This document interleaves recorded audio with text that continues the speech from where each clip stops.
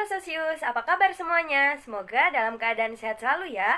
Perkenalkan, nama kakak Kak Hilwa dari Sosiologi Perspektif. Pada kesempatan kali ini, kakak akan membahas terkait faktor terbentuknya masyarakat multikultural dan stratifikasi sosial. Yuk langsung saja kita bahas. Yang pertama, kita akan membahas faktor terbentuknya masyarakat multikultural. Yang pertama, ada faktor geografis. Indonesia merupakan negara kesatuan yang sangat luas, memiliki ribuan pulau, dan masing-masing pulau tentu memiliki perkembangan yang berbeda sesuai dengan alam di sekitarnya. Hal tersebut akan memunculkan banyaknya keberagaman yang dimiliki oleh daerah, seperti suku, budaya, ras, dan golongan. Yang kedua, ada faktor iklim. Berdasarkan pembagian iklim matahari, Indonesia secara umum beriklim tropis yang panas. Iklim di suatu daerah dapat berbeda dengan daerah yang lain. Hal ini dinamakan dengan iklim setempat. Perbedaan musim hujan dan kemarau antar daerah, perbedaan kondisi alam seperti pantai dan pegunungan, hal inilah yang mengakibatkan perbedaan masyarakat di Indonesia. Yang keempat, pengaruh kebudayaan asing. Keberagaman bisa muncul karena pengaruh kebudayaan asing yang memiliki ciri yang berbeda dengan kebudayaan lokal. Hal tersebut menjadikan terjadinya akulturasi atau percampuran unsur kebudayaan asing dengan kebudayaan Indonesia. Yang ketiga, keberagaman ras. Ras adalah golongan bangsa berdasarkan ciri-ciri fisik dan garis keturunan. Karena setiap manusia memiliki perbedaan ciri-ciri fisik seperti warna kulit, warna dan bentuk rambut, bentuk muka, ukuran badan, bentuk dan warna mata, serta ciri fisik yang lainnya. Yang kelima, ada faktor agama. Agama merupakan sistem keyakinan kepada Tuhan. Masuknya agama dapat mempengaruhi perkembangan budaya pada suku-suku bangsa tertentu. Kebebasan beragama di Indonesia dijamin oleh Undang-Undang 1945. Keberagaman agama di tengah-tengah masyarakat menunjukkan bangsa Indonesia merupakan bangsa yang religius. Semua agama meyakini akan keberadaan dan kekuasaan Tuhan.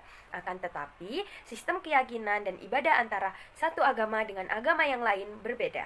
Perbedaan agama tersebut yang menjadi faktor penyebab keberagaman masyarakat di Indonesia. Yang keenam, ada faktor sejarah. Sejarah menyatakan bahwa bangsa Indonesia merupakan bangsa imigran yang datang dari daerah Yunan Selatan atau Indochina. Pada waktu itu, bangsa Yunan Selatan sudah mulai berkembang dengan membawa kebudayaannya masuk ke Indonesia. Tak hanya itu, setiap wilayah di Indonesia memiliki perjalanan sejarahnya tersendiri. Misalnya, wilayah yang memiliki riwayat sejarah kerajaan Islam akan memiliki ciri khas budaya khusus terkait sejarah Islam. Begitu pula dengan wilayah yang lainnya, sesuai dengan sejarahnya masing-masing.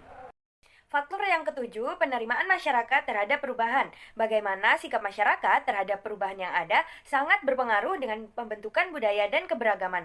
Ada masyarakat yang bisa menerima masuknya kebudayaan baru, namun ada juga masyarakat yang menutup kemungkinan masuknya kebudayaan baru. Perbedaan inilah yang menciptakan keberagaman budaya dan pandangan di Indonesia. Dan faktor yang terakhir adalah perbedaan komunikasi dan transportasi. Tidak semua wilayah di Indonesia memiliki akses komunikasi dan transportasi yang sama rata. Hal tersebut bisa berupa perbedaan masyarakat dalam melakukan interaksi sosial dengan masyarakat lainnya. Dan faktor yang terakhir adalah perbedaan komunikasi dan transportasi.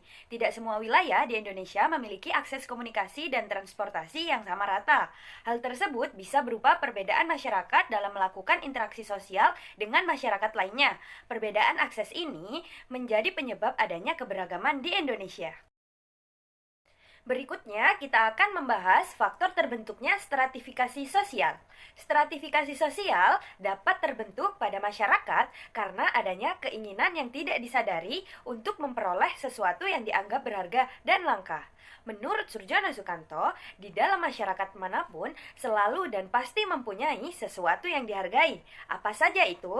Antara lain kekuasaan, kehormatan, kekayaan, dan ilmu pengetahuan. Yang pertama, ada faktor kekuasaan. Individu atau masyarakat yang memiliki kekuasaan dan wewenang yang besar akan berada pada tingkat lapisan atas. Kekuasaan ini terbentuk adanya faktor yang mendorong lingkungan sosial untuk menciptakan serta mempertahankannya. Yang kedua, ada kehormatan. Tingkat ukuran kehormatan terhadap seseorang ataupun individu tidak serta-merta semua dilihat dari kekayaan dan kekuasaan yang dimilikinya. Orang yang paling disegani dan mendapat kehormatan dalam kehidupan sehari-hari akan mendapatkan tempat teratas. Ukuran kehormatan seperti yang banyak kita jumpai pada masyarakat tradisional dengan sistem adanya tetua. Kemudian ada pemimpin di masyarakat yang dahulunya pernah berjasa besar kepada masyarakat. Yang ketiga ada kekayaan. Individu yang memiliki penghasilan tinggi atau kekayaan yang paling banyak, maka ia akan termasuk ke dalam lapisan atas. Kekayaan tersebut bisa berupa gaya hidup, cara berpakaian, cara menyantap hidangan, mobil pribadi, dan sering berbelanja barang-barang yang mewah. Dan yang terakhir ada ilmu pengetahuan. Orang yang bisa memiliki tingkat pendidikan tinggi dianggap memiliki tempat tinggi pula di masyarakat. Nah, kadangkala ukuran ini menjadi polemik, sehingga menimbulkan terjadinya dampak negatif karena ternyata bukan mutu ilmu pengetahuan yang menjadi standar ukuran, melainkan hanya gelar akademiknya atau titel kesarjanaannya saja. Menurut Pitirim Sorokin, terjadinya stratifikasi sosial dibagi menjadi dua. Yang pertama, terjadi secara otomatis atau tanpa disengaja dengan sendirinya.